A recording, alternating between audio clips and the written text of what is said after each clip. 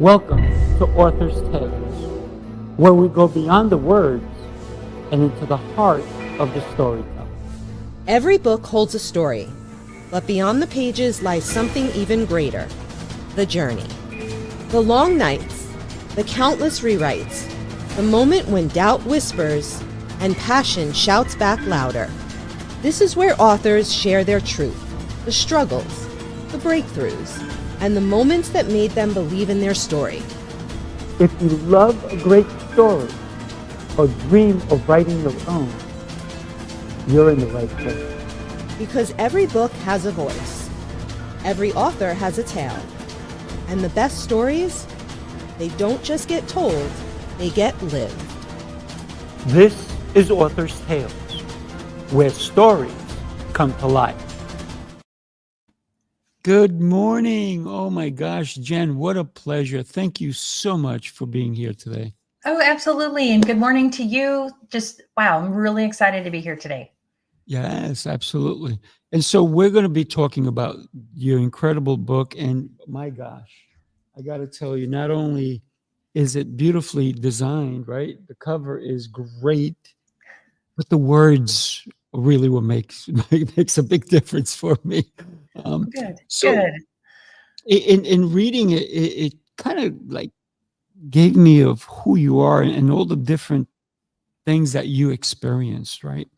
But becoming the warrior, would you say that you became the warrior because of all the endeavors you had to go through? I would say yes. There's a lot of different things, a lot of different hurdles. And really, the only way that I survived was by becoming a warrior so that I could get through all of those. Yeah, yeah. So, anybody who's listening, you gotta pick up your own copy because I'm gonna keep mine. She signed it for me. So, and here's one of the things that I love about your book. It's a book that I can keep going to. I'm gonna be honest with you. Take a look. I'm gonna show you what I've done to your book. What Ooh, I love it.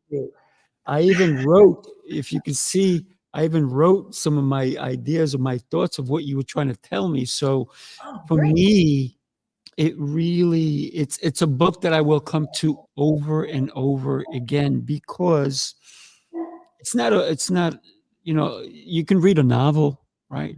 But when something helps you understand things better or it reminds you of things that you need to continually do in your life, I think it's a keeper. So everybody, guess what? I'm going to give you the QR code. Are you ready so you can pick up your own? Here it is. Take a look at the QR code so you can get your own copy. That's the book. And here is a QR code, right? So why is it not showing? Oh, I'm going to make things happen here. Give me 1 It's a second. Monday morning. It is Monday morning, right? So it says remove. So, okay, now add to the stage. There we go. Yeah. Ta-da. So that is the QR code. You can pick up your own copy of Becoming the Warrior. But I love harnessing your inner strength to silence doubt. I think that we need to talk about silencing doubt, and I love how you named it, right? And what people have named theirs. Um, when did you realize you needed to write this book? It was about 2 years ago. And I've been speaking for about 5 years now, and people were coming up to me all the time and asking, do you have a book? Do you have a book? We'd really like to learn more. And I'll be honest, I'm an engineer and I'm not a huge fan of writing. But I realized like I have so much that I have to share with others that it's like, Mm. you know what, now is the time. And it was really a spark. And it was like, now I am ready, and sat down about really started about a year and a half ago to start to writing, and Mm. it just started to flow. So that really told me that I am onto something. Like, this has to get out into the world. Yeah, I love it. I love it. So when you said you're an engineer, you don't like writing. Yeah. It's true. But you by the way, thank you for your service. And I know I said it to you earlier, but I want people to acknowledge that you were in it deep, if you will. You were a captain in the U.S. Navy. Yes. Not an easy feat. especially for a female, right? That is true. So, yeah. We were only basically it was like 9% women in the organization that I was in the Navy, because it's all construction, it's all Mm, engineering, and there's so few women that really go into engineering and construction, and even fewer that actually go into the Navy. mm. So I was typically the only woman in the room. That was typical. Wow. And in reading your book, you also mentioned that sometimes you were the youngest, Mhm. and that's when doubt even crept in, right? Uh, but let's talk about some of the concepts that you bring up in your book. I love this one, right? They may not realize they're chasing to listen to lies the voices in their head tell them. So what is it that we always have this conversation with ourselves, don't we? Many people do. I We do. we have all of these discussions all the time. Should I do this? Should I not do this? And then you have those kind of mean little voices at the back of your head saying, you're really not good enough to do that. We Mm, shouldn't do that. People will find out that we're just a fraud. We got here by luck. And the problem is that, since we were children, we've been listening to these voices in our head. They're the same ones that have kept us safe, by not darting out into a street or not putting our hand on a stove. We've had all of these different discussions in our head. But then whenever we get older, we start to have these other kind of malevolent voices that are telling us some of these really mean things. And mm, we've been listening to them since we were children. And right. so we think, well, that was trying to keep us safe. We believed it then. Why do we not believe it now?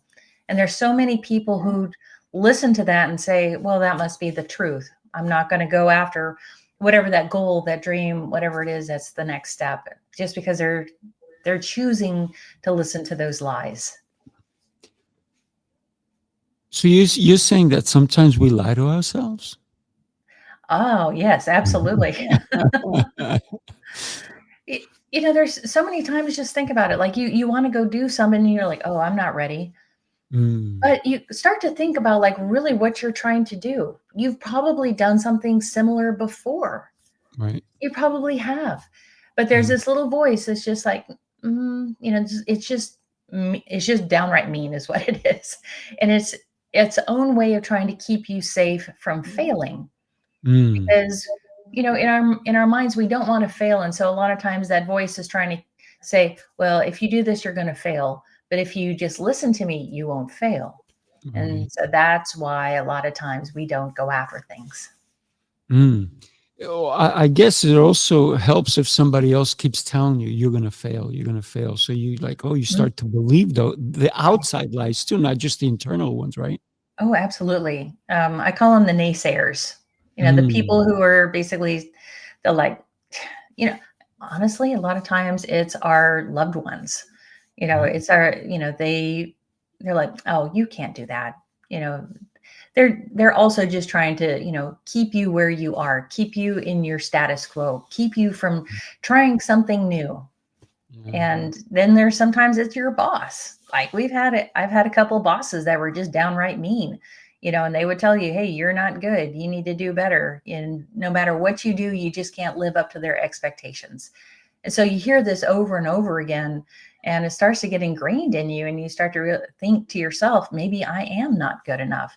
My family's not telling me I'm not good enough. My boss is telling me I'm not good enough. And we start to believe it ourselves. Mm. I bet I'm gonna say this out loud, but I bet those bosses should get a copy of this Yeah, book. And they exactly. would realize that they were rotten at one point. But some people, they think that they have to act a certain way in order to get certain respect, but they're missing the point. Many of the times they're trying to prove that they are good enough. Mm, And I would say probably the majority of people, they're just trying to prove it to themselves. right.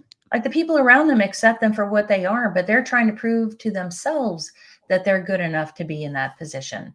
We call it, Mm, the fake it till you make it. You're not trying to convince the other people around you. You're trying to convince yourself that you deserve to be there. And what I mm, like to tell everybody is like, look, most of the places where you go and the positions that you're in, Your bosses don't really like risk. So why would they have put you in that position if they didn't believe that you could already do it? And that's what people need to realize. It's like if you get a promotion, somebody believes in you enough to actually put you there. Take that in and just realize like you have so much to give, and stop being so hard on yourself and realize this person believes in me enough to put me in this position. I deserve to be here, and have a little grace and just allow that to happen. Yeah. You know, one of the things that you said, and I love it, is a lot of people do or told the advice of fake it till you make it. Mhm. But we should reframe it to make it till you believe it, right? Fake it Right. till you believe it, because others believed it. Otherwise, like you said, they would not put you in that position. So it's a matter of self-belief, right? Right. We Mhm. look at the world in very different ways than other people see us. Right. And I think that's so important and that's why I also talk about grabbing a battle buddy. And this is somebody who you trust. This is a friend, this is a colleague. And we might see the world very differently, and we might tell ourselves all these nasty little things all the time, that we're Mm. a fluke, we just got lucky, we're not good enough, and all these other things. But the battle buddy, they can't hear that voice in your head, which is awesome. Right. They can't hear it. They just see what the truth is. And so you can go and talk to them and say, "Hey, this is what I'm thinking. This is," and you know what?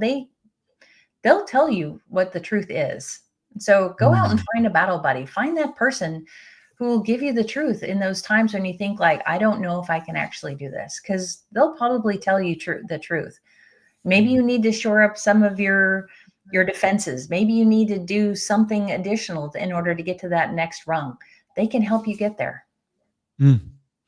It's very interesting because in civilian life, Mhm. many people don't understand what you mean by battle buddy, but in the military, in the Navy, those are people that can you actually have to rely on them to even keep you safe sometimes, right? So It, it's a big difference, isn't it? it is. And in the civilian world, maybe it's a colleague, maybe it's Mm, your best friend. Like right. your best friend can be your battle buddy. That's the person who always has your back, who will always tell you the truth. That's what a battle buddy really is. In the military, it's that person who is by your side all the time. And I mean all the time. They 24/7. might bunk with you. Because I was pretty much the only female officer. My battle buddy was a guy, which is very awkward because when you have to go to Mm, the bathroom, they have to stand outside to make sure that you're okay. And this vice versa. I had to follow him to the bathroom. It's mm, really, really awkward. But that battle buddy is that person who helps keep you safe.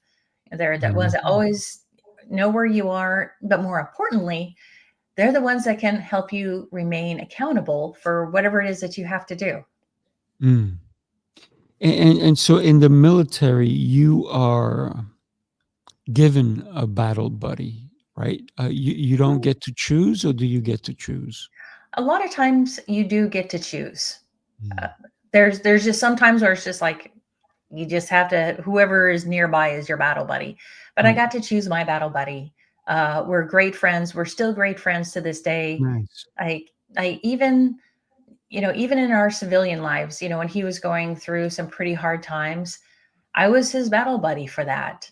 I Mm. was the one that he could call and actually just talk to me about the things that were going on in his life. That's that's truly what a battle buddy is. Yeah, that makes a lot of sense. Mhm. Because and you talked about earlier before we came on live, you were talking that you miss the people. I That's what do. you miss about leaving the Navy. How long did you serve? I served for 27 years, Oh my goodness! both Look at active that. and reserve. So yes, it was a long time. Yeah, well, I got to tell you, that's an incredible feat, and it's when I said, "Oh my goodness," is because you look 25. So how on earth did you serve at 27? I've got a good filter on my camera. No. Oh, there you go. That's always a good thing, right? When we consider the life we choose, right? Mhm. Because you could have chosen just to serve for a certain amount of time and then left it, right? You kept choosing over and over to re-enlist because you have to re-enlist, right? As an officer, you Mm. don't re-enlist. Oh, really? Okay. You stay in until you decide that you are ready to depart. Mm. You have your first chance after 4 years. Then after that, you remain in. Now, there's ways that you might be, separated from the military. For instance, if you don't make rank, things like that, then they'll ask you to leave. But on the most part, as an officer, you'll stay in until you decide to depart, or you get to a certain age limit, or you outrank. You've been in the rank for too long, and you don't get Mm. promoted. But I did choose to continue to go back because as a reservist, you you kind of can say no. But I Mm. kept choosing to take the next job, to keep pushing myself, to keep trying to do something that I'd never done before, take on new leadership, positions, go to Iraq, go to Afghanistan, Mm. all those Mm. type of things like that. Where technically I could have just said no, I'm not going, and I could have just left at that moment. Wow. But I kept choosing to go. I kept choosing it for the people. I had been serving with all of these incredible people for all this time, and we've been doing all of our workups. And it was like, heck no, I'm not going to leave right now. No, I want to go. I want to be with my people. I Right, want to make right. sure that they remain safe. I want to make sure that we can go do the best job that any of us could ever imagine whenever we go to these different places. That's incredible. That's incredible. When you consider all the people that you touched among safely, of course, uh, uh, throughout your career, um, and I'm sure that you lost some people as well. Is there a moment in time that you said, "I can't believe I lost this one," or "I can't believe that this one is still here, and yet they shouldn't be here"? Yes. Mm. Even really early on in my career, I almost lost one of my, we're called CBs. Uh, Mm. we're in the construction battalions, Right. and I almost lost him. He wound up getting pinned between a drill rig and Mm. the large compressor, and he basically got it rolled, and he got smashed between the two. We had to get an excavator to go in and take and pull the compressor away from him so that he could just drop to the ground. Oh, And wow. we honestly thought we had killed him because that thing was so heavy, and he broke, almost all of his ribs. And Mm. it just, as a leader, you have to just go back and start to think about, what did I not do? Right. What did I Mm. not train this person to do? Why did this happen? And as a leader, we have to go back through all of those different things and try to figure out, like, what could we have done better to prevent this? Mhm. So yes, there have been several times, within my career where I just realized, like, I'm actually pretty lucky that I didn't lose somebody to combat. I did have a member that committed suicide, and you Mm. still go back and start to think through everything, and like, what as a leader, what could I have done more? And Right. it's heartbreaking. It really Mm. is. I can only imagine if somebody on your watch, unfortunately believes that they're not, worthy of living, and then you probably took that on yourself, and, um, because the kind of person that you are, it probably hit you hard, didn't it? It did. Mm. He was a very well-liked person. Like, he was one of those people that everybody went to in the ops department, to go Mm. get something done. "Hey, you need this done?" That's the guy to do it. He was so well-liked, Mm. but, we all kinda have some of our personal demons sometimes, and it's like, no matter what we can do, like, it just came out of the blue, Mhm. and it's like, we never know really what's going on. And Mm.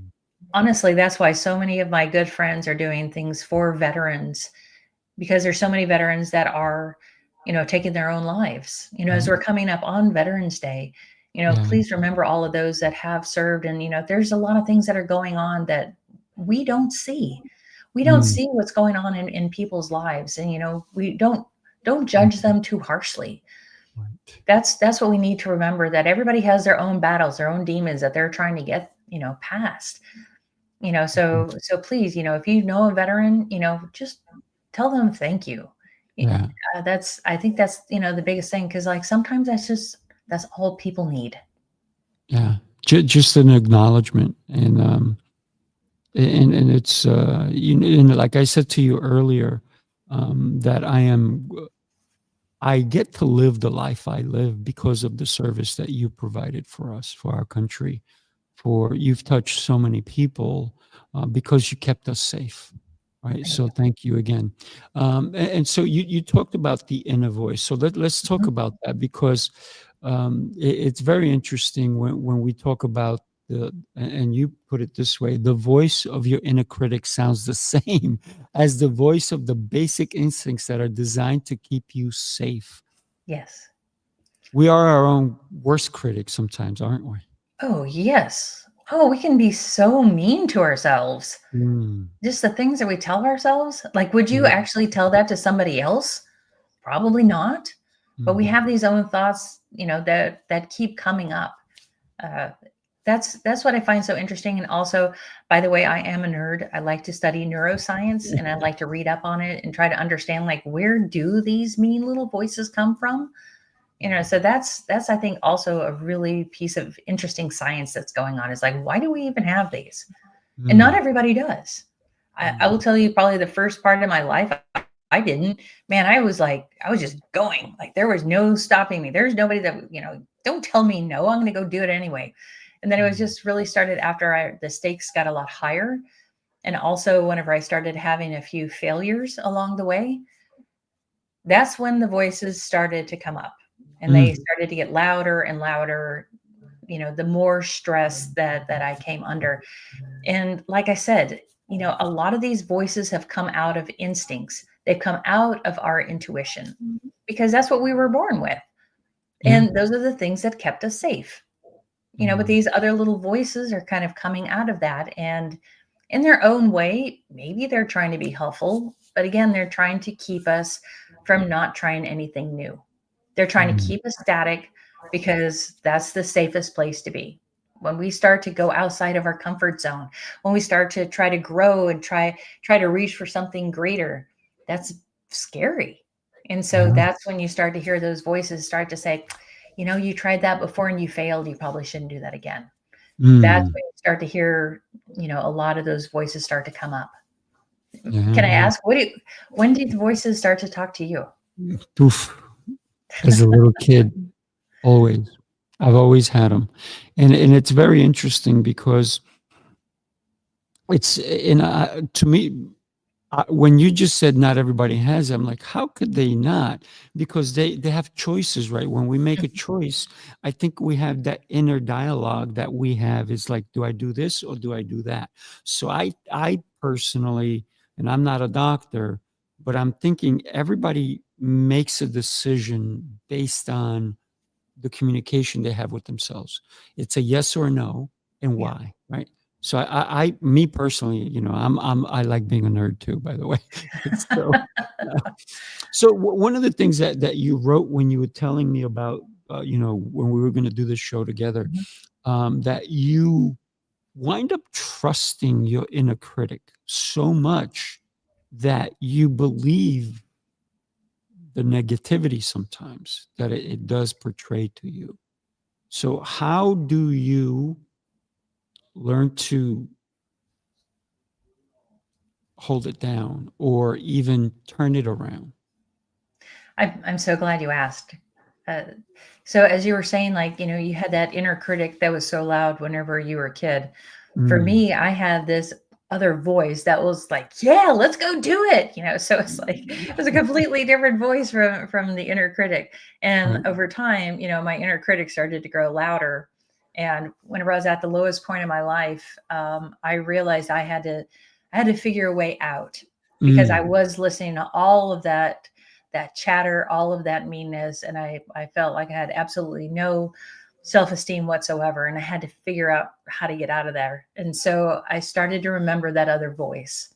Mm. That other voice that was like, yes, yes, I can. Because just like you said, you have a yes and a no. Where is that little voice that's saying, yes, I want to do this? And so for me, I started to do a lot of research on how do we amp up that voice so that it's as loud as or louder than that inner critic. And Mm. so that's really where it comes from. It's like that's where basically becoming the warrior is all about. It's like finding that voice that says I can and bolstering it. And you can actually go through, there's a lot of different techniques that I show in the book about how to think more positively as opposed to more negatively. Mm. And just going through all of that, you actually can train your brain to go back to whenever you have some of these, should I say yes or should I say no? All of a sudden, the one that you've been training is like, we should say yes, because I know I can do this, because I've done this before. I might have to tweak what I'm doing, but I Right. know that I can. That's the voice that we need to just amplify. Like, just imagine like what you can accomplish if you just have that voice, instead of that voice is saying like, no, we shouldn't do this. That voice is like, yeah, we need to do this. This is Right. going to be great for us. Think about how your life could change. Yeah, absolutely. It's very interesting because as a kid, I'm number 10 of 12. Oh my gosh. So Wow. 10 of 12, and I still felt alone. Mm, So who did I have to talk to? Me. yeah. So I had that lots of conversations with the best person I know, right? Yeah. And so sometimes it's about the asking the questions, and I always say, you know, a lot of times people ask questions they already know, but Mhm. they just want to be they just want clarification, I believe. Yeah. You know. Yeah. So I was an only child, so I absolutely understand. there you go. So was I, even though I was 10 of 12. So I love this part because the warrior framework is composed of tell us because this is your words, it's your framework. So It tell us is. about the framework. It's pretty easy. I like to meet people where they are. So a Mm. lot of times when I say, yeah, do you have this inner voice? A lot of times they're like, oh yeah, you're right. So the Mm. very first step is all about perceiving that voice. I've talked to, like I said, I've talked to several people and they never really thought about it. So meeting people where they are and just having them just listen. When you have an issue, when you have a problem, just have them listen and they start to perceive, oh, there is that other voice that's trying to tell me these things. The Mm. assess part is all about, is that voice helpful or is it harmful? The next part is basically getting ready. And I was telling you about that other voice. That other voice is like, I can. And readying is all about taking that other voice and amping it up. And we do Mm. this by training. We do this through mental discipline. It's Right. also about just getting ready. Like if you know you have like a really hard meeting that's coming up in 2 days, Mm. how do I prepare for that? What are those mean little voices going to be saying? How am I going to counteract that? What are some of the things that could happen during that meeting so that I'm prepared? It's all Right. about getting through all of those things. Then act. It's just about acting. It's about taking that very first simple step. We go through all these other things and it's like, there's like, what do I do now? Oh, no, no. Okay, just take like a tiny, simple little step, Mm. and plan it out. Write out like what you plan to do. Man, when you start to write things down, all of a sudden it becomes real. And Mhm. if you just write out that first step, to say like, this is what I'm going to do. This is how I'm going to prepare to do it. And just taking it. Yeah. That's what it's all about. So it's really simple. And it's actually based on the things that we learned in the military when we have any type of enemy that might be coming towards us. It's about situational awareness. It's about looking around you and understanding things. It's about assessing whether that person is a friend or a foe. It's about readying our weapons if we have to. And then it's about acting if it comes down to that. So Mhm. that's really what the framework is based on. Yeah. Well, in the military, your life depends on it. If you can't do that, that's why I guess you get trained in it so well. But in civilian life, I mean, you can do that with everything. I mean, do I want to eat this food? How is it going to be hurting my body? Right. Or is it going to help my body? Do I want to go to this movie? Am I going to be bored out of my mind, or am I going to have a good time, or am I just going to please my partner? So there's so many different aspects that we can take this. And I'm sure you're doing it consistently even now. It becomes so second nature to you, right? It does. And it starts to get faster, it starts to get easier. And I will tell you, I feel like my life is so much better because I'm going through this process. Mm. I'm literally happier because I don't have so many negative thoughts that are weighing in on me. And I'll tell you, if you ever have the voices, you know what? You're probably always going to have the voices, because there's always going to be that part that's like, should I do this? Should I not do this? Is that yes, no that we talked about, but whenever you just say, hey, you know what? I know that I can do this. I know what I've done in the past. I know how I did it. I know what my own personal strengths are. Then it's like, hey, you know what? Okay. You know what negative voices?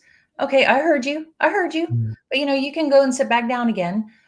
This is what we're going to do. This is how we're going to go about it. And this is how we're going to make things happen. And I am happier. I am so much happier now that I've decided to listen to that other voice. Yeah, that's beautiful.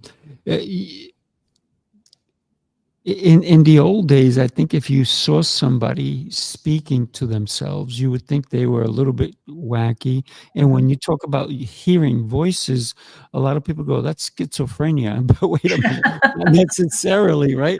Right. Because it's more of you communicating with the most intelligent person you personally know internally, right? Mhm. Obviously, there's people way smarter than us, but it's a matter of wherever you go, there you are. So you Right. have a constant friend, right? And Right. I like seeing it like that, as I always have somebody in my corner. Right. Always have somebody in my corner, somebody that I can bounce ideas off. So that's why I look, I'm not an outside talker, I'm an internal talker. But I've seen friends of mine who actually have conversation. I'm like, "Were you talking to me?" They're like, "No, I was just talking to myself."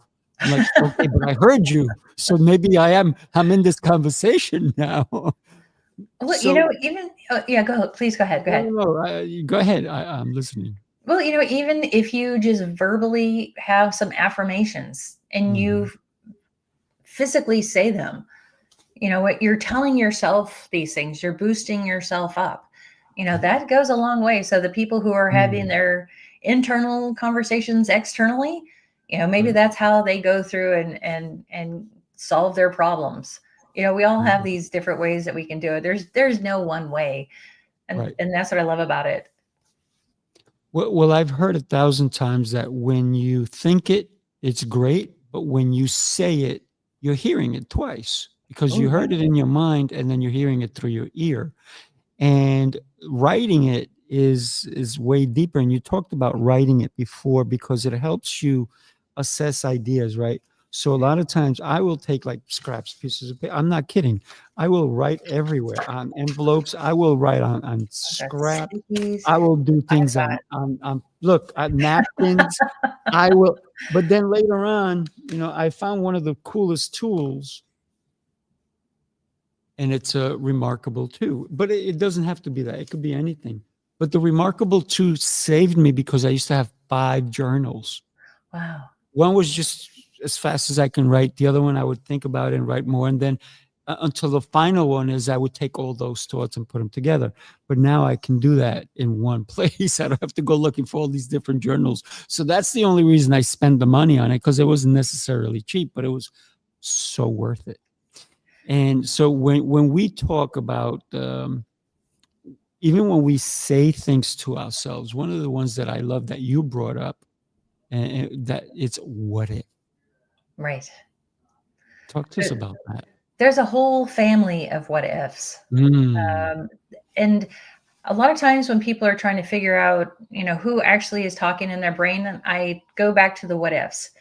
It's like, what if I fail? mm, What if I'm not good enough? What if I succeed?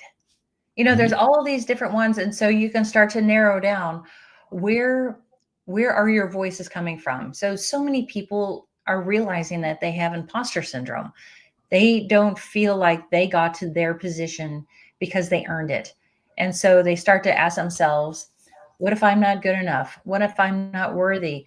What if I'm a fluke? What if I just got lucky? And so if you have those type of what ifs, that's really imposter syndrome. And you can kind Right. of narrow in on like, how do I fix that? A lot Mm. of times people are like, what if I fail? Now, a lot of Mm. times this what if is if you're where you are and you're pretty happy where you are, you're content, but you're looking to like get to that next rung. And you start asking yourself, but what if I fail? Mm. What if I'm good enough for where I am now? But what if where I'm trying to go, what if I fail? And then the Mm. one that I didn't know about and I had to really research is what if I succeed? Ooh. There's a lot of people, and I'm realizing that more and more, there's a lot of people who have a fear of success, that they're afraid that if they get to that next position, like they're happy where they are, but if they get to that next position, Mm. that they're not going to be good enough there, that Mm. they're going to have to rename themselves. Like they're, will they be a good enough leader for all of the people that are under them? My good friend Anna that I talked about, she was afraid to finish a marathon because then she would be called a marathoner. And for her, she's Wow. like, I'm not a marathoner. It's like other people are marathoners. I'm not good enough to be a marathoner. And Mm. so her whole thing was that she was afraid she was going to finish the marathon. And I've Mhm. talked to so many other people who they're afraid to go to that next rung because they're afraid that they are going to succeed. And I think that, I think we could like almost write a whole new book about really Ooh. understanding what that is. I think you should. I think Let me people get need this to. one out first. Let me get this one out first. Okay, but here's the thing, right? What a great point, because the what ifs, everybody, I believe, at one point or another says that, right? Right. And sometimes it's the naysayers. What if you Mm, fail? What if you fail? And they constantly say that. It's rare that I ever see or hear somebody say to somebody, "What if you succeed? What are you going to do with that?" right. It's rare, and I rather hear that more often than "What if you fail?" Right. I whenever I'm speaking and I'm doing a keynote on this type of information, I actually do like to ask people like, what if you succeed? What Mhm. if you push through whatever that fear is? Like, what does it look like on the other side? Yeah. Will you be happier? Will you have more financial security? Will you have more flexibility? Start to think about all of those things about what would happen if you do succeed. Right. And this is where I stumbled on the no, actually, there are people who are afraid of success. Whenever I asked my friend Anna, I'm like, what if you just push through it? And then that's when the whole fear of success thing came out. I'm like, oh, this is a thing. Mhm. So, Yeah, like, yeah. I never knew. I really had to go and understand a lot more of that. But for those that do not have a fear of success, for those that have imposter syndrome, for those that have the fear of failure, imagine what your life would look like if you just pushed through. Oh, What would that powerful. look like? What would your life Yeah, look like? How would you be different? yeah. Look how far you've come because of it, right? Yeah. Like anything is possible.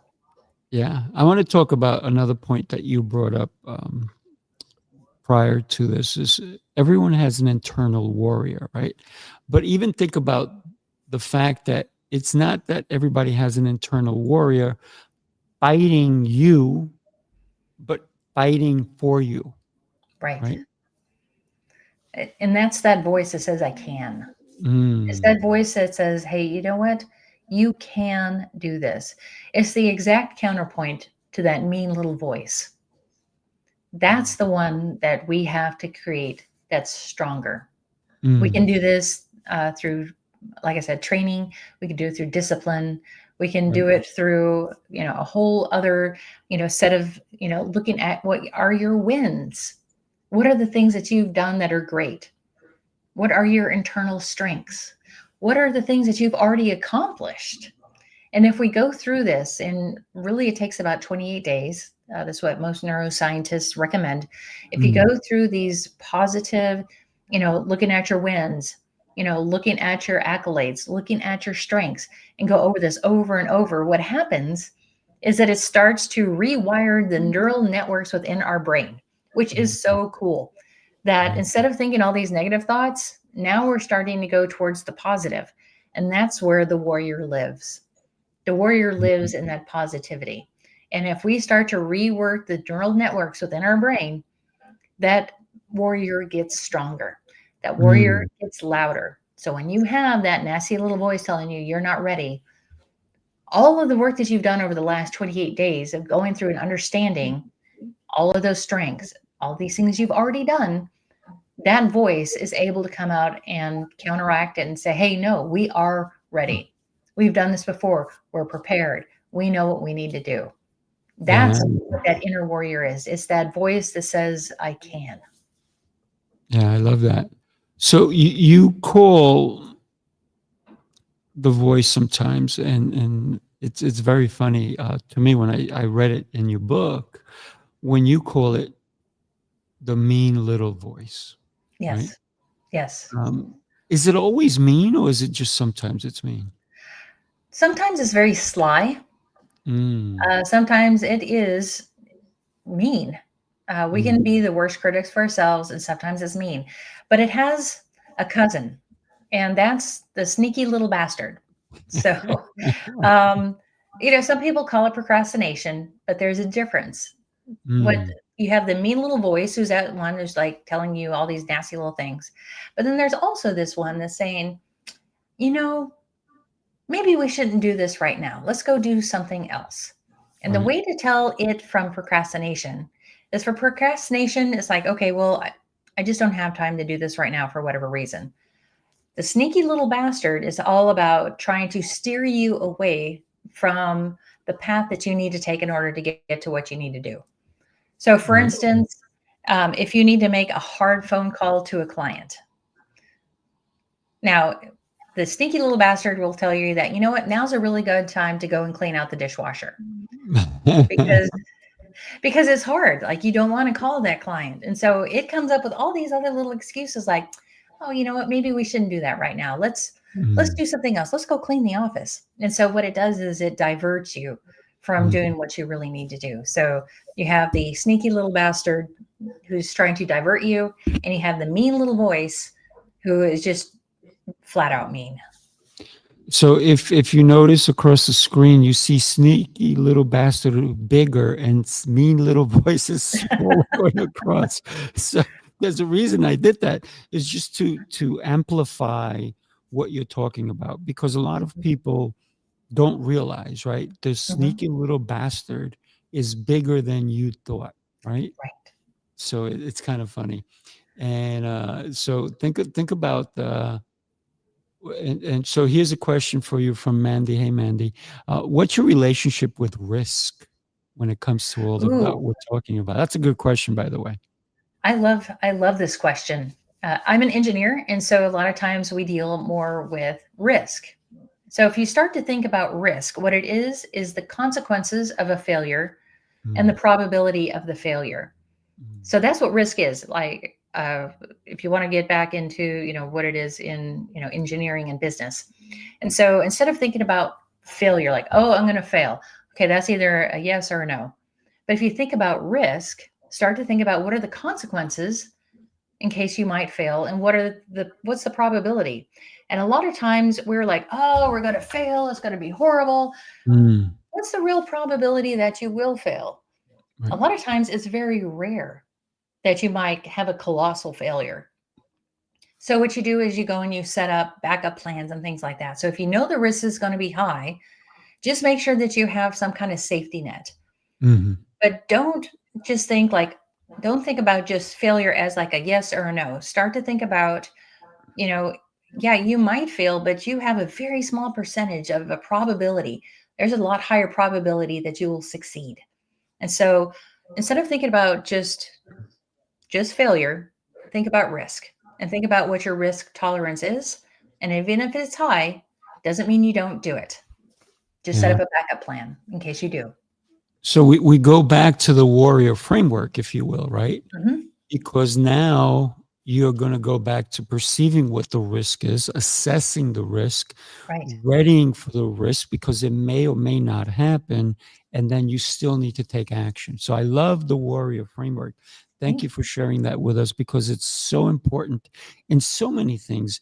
And as long as you know that there is a risk, you're ready for it, right? Right. It's such a beautiful way of looking at it. Thank you for that. Absolutely. Thank you for asking the question. Yeah. Great question, by the way. So I think we have exactly. So I'll risk move forward, right? What's the probability of success? Another Right. one, right? Right. And then awesome. I love your response. So Thanks. Mandy, thank you for being here with us.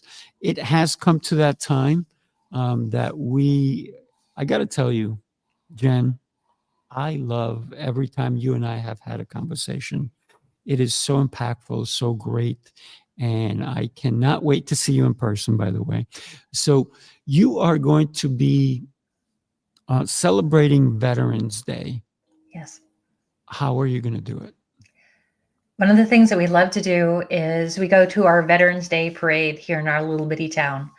But then my husband and I, who's also a veteran, we go and we volunteer at the VFW and just help out other veterans, and, it might be helping serve food, it might just be going to talk to them. I think that we are very fortunate. Both of us have had our PTSD, we're good now. There's some people who haven't gotten over it. And so it's just nice to be around other veterans and helping them. So that's what I do on Veterans Day. Wow, that's beautiful. Thank you for sharing that. And you mentioned it that we should just, if we find somebody who's a veteran, obviously, just talk to them, right? See how they're doing, because you mentioned something that's really hurtful when I hear it. That so many veterans do take their own lives, and sometimes it's because of that, the loneliness, right? The not being understood, and also I got to tell you, it's I went with a veteran to the VA hospital to visit another veteran. So he and I went, and he was so mad, the veteran I went with, because the veteran we were visiting wasn't getting all the attention or the help he needed. Meanwhile, he's at a place where they're supposed to be giving it to him, but there's so much red tape. And I was like, thoughts before we head off. The system is not perfect. The Mm, more that we can highlight, the more that we can right. try to do what we can and try to make change and really just put people first. I Yeah, think that we can try to get there. yeah. It'll be a long process though. It is. But thank you for your service. Thank Thank you. you for you're one of the veterans that doesn't stop serving. I can see that in you because listen, you're very fortunate that you met somebody that you fell in love with, right? Mhm. Who's also a veteran. So hats off to both of you and let him know I said hi I will. and thank him for his service. But also you guys, you haven't stopped serving because you're still serving humanity. You're helping We are. people. So that's incredible. Thank you for that. Thank you. And thank you for your support. That means a lot. Yes. And so thank you for all your precious service, Mandy says. Thank you. When anybody is interested in picking up your book, so Mhm. we do have the QR code, which I'm going to throw up there again, right? That's the book. This is Mhm. the QR code. Just take out your phones, people. It's not that hard unless you're on the phone. So you can take out your phone, click on it, right? Put your camera on, click it, go buy your copy. If they can't get to their phone, what's a website they can go to? So you can go to Amazon. It's available on Amazon now. Or you can go to thewarriorframework.com and it'll give you a couple links. But here's the most exciting thing. If you go to thewarriorframework.com, buy the book through Amazon, Barnes and Noble, whatever it might be, go to the middle frame, fill in your information, and then I'm going to send you the first 2 chapters of the book. I'm going to send you a workbook that goes with the book. I have a masterclass that's free for download. I've got a Facebook launch team that's getting up and running. There's a Spotify list. So there's like all these different things. If you just pre-order the book, you enter that information in, like sky's the limit. So it's actually really cool. It's like, I want to make sure that people have all the resources that they could ever have. Yeah, I love it. So I am beyond fortunate. When is the book actually coming out? March 24th of 26. Wow. So we have time, but we have time. It's a day after my birthday, so I will probably reread it again a couple of times before then. So I am one of the lucky ones, but guess what? You can also read the first 2 chapters, and I got to tell you, they are worth it. So get your copy today. Don't hesitate. Thank you. Get it today. Thank you. And I got to tell you, it's such a pleasure having you on my show. I am blessed to know you. I truly am. I've had so much fun. These are always great, really fun interviews. So I look forward to the next time that we get to talk. Yes. Okay. God bless. Everybody, make sure you share the show. Make sure that your friends get a copy. Make sure your neighbors get a copy and give one as a gift, right? It comes out before Valentine's, so you can give out for Valentine's. Don't give them the back candy, right? Or the flowers that are going to die. This book will live in your library. If you don't have a library, this could be your first one. All right, everybody. God bless. Have a beautiful rest of your day. Take care. Great. Thank you. Thank you for watching Author's Tales. Stay updated and meet new authors. Subscribe to our YouTube channel at Sifu Raphael TV. Follow us on Facebook and LinkedIn, and visit our website. Your support means the world to us.